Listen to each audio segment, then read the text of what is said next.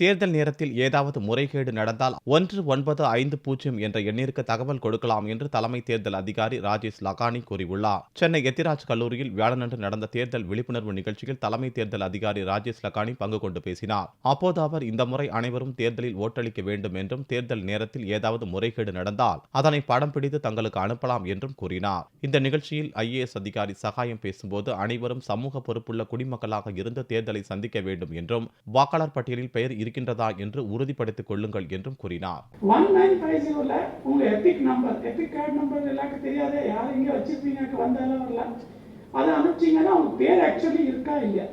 Because Epic card number தெரிஞ்சாலும் உங்க பேர் டெலீட் ஆயிக்கலாம் இன்க்ளூட் ஆனதுக்கு அப்புறம்.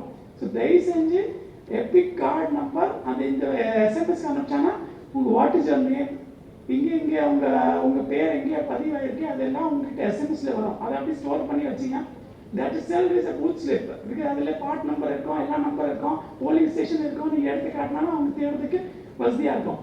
ஸோ தயவு செஞ்சு 1950ல் அவங்க ஓட்டர் ஐடென்டிட்டி நம்பர் செக் பண்ண பாருங்க, அது இருக்கா இல்லையா.